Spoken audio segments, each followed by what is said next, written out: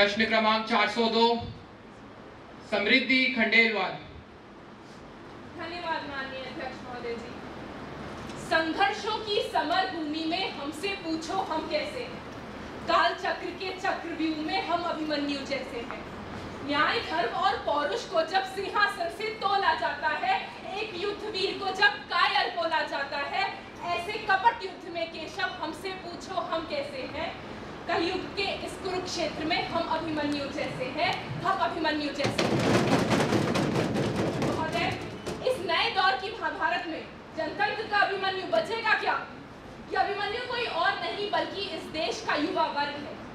मान्यता है कि युवा एक ऐसी शक्ति है जो किसी राष्ट्र को सशक्त और समृद्ध बनाती है, किंतु हमारे देश का युवा मुझे कहीं से भी राजनीति में सशक्त और समृद्ध बनता नहीं दिखाई दे रहा। एक तरफ इस देश को कौन चलाएगा यह तय करने का अधिकार उस युवा मतदाता के पास है, लेकिन वह खुद ये देश क्यों नहीं चलाना चाहता? श्रीमान, मेरा सरकार से सिर्फ यही सवाल है कि युवाओं को हर क्षेत्र में प्रोत्साहन दिया जाता है, किंतु राजनीति में क्यों नहीं? सरकार वास्तविकता से भाग क्यों नहीं है? हमें जवाब चाहिए। जवाब चाहिए। क्यों पिछले कुछ वर्षों से छात्र चुनाव नहीं कराए जा रहे हैं? क्यों ऐसे छात्र नेता जो सरकार से सीधा लोहा लेने की कोशिश करते हैं, वो या तो रातों रात गायब हो जाते हैं या उन्हें जेल में डाल दिया जाता है, और अगर ये भी नहीं तो वो किसी नदी नाले में मिलते हैं या फिर किसी हादसे का शिकार हो जाते हैं। ये कैसा न्याय है? कैसा लोकतंत्र है ये, जहाँ एक ऐसा वर्ग जिसके पास बदलती दुनिया की नई तस्वीर है, वह खुद दुनिया की सबसे बड़ी लोकतांत्रिक संरचना का भार अपने कंधों पर नहीं उठाना चाहता, और ये सिर्फ और सिर्फ सरकार के तानाशाही रवैये की वजह से हुआ है। Why doesn't the government want to listen to us? Or are they so right that anything we say seems wrong to them?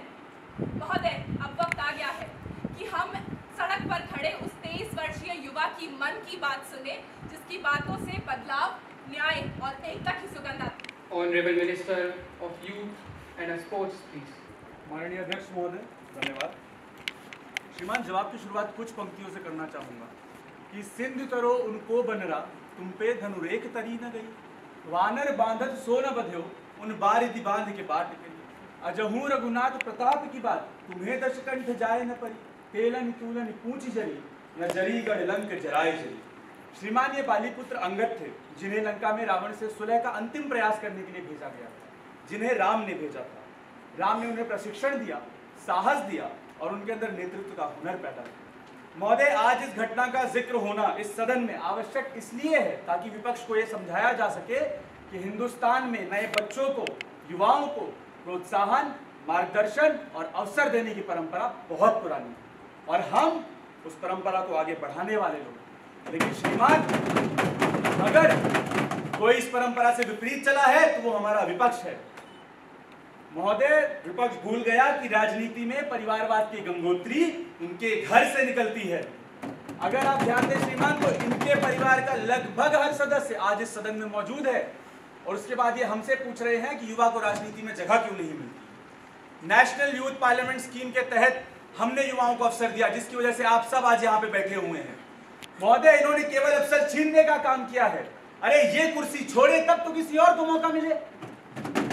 श्रीमान, नेता प्रतिपक्ष बड़ी ही सज्जन और समझदार है, लेकिन अगर वो 55 वर्ष की आयु को युवा ना माने तो उन्हें दिखाई देगा कि आज इस सदन में बैठे 30 से 40 वर्षीय सांसदों में से 50% से अधिक हमारी पार्टी से है, हमारी सरकार में है, और ये प्रमाणित करता है कि हम युवाओं को अवसर और प्रोत्साहन दोनों प्रदान कर रहे हैं।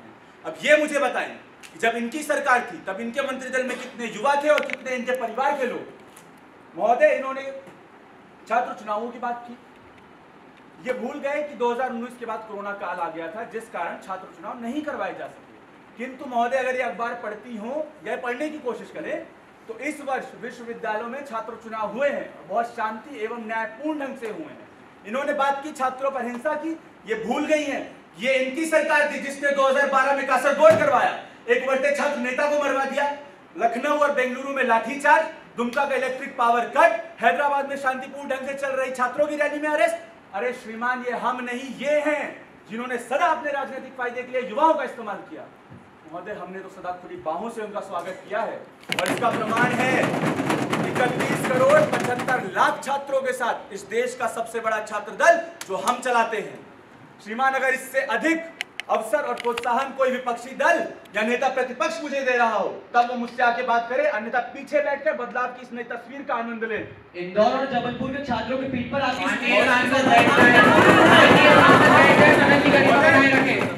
दीपक जी, आप अपना जवाब दें। महोदय, विपक्ष इस बारे में बात ना करें तो बेहतर है। अरे, इनके संरक्षण में आतंकवादियों को जिंदाबाद कहा जाता है, उनको शहीद बताया जाता है। श्रीमान, कोई भी कानून व्यवस्था को ताक पे रख के राज्य की शांति भंग करने का प्रयास करेगा तो ये सरकार उसे उसी भाषा में जवाब देगी जिसको समझता है।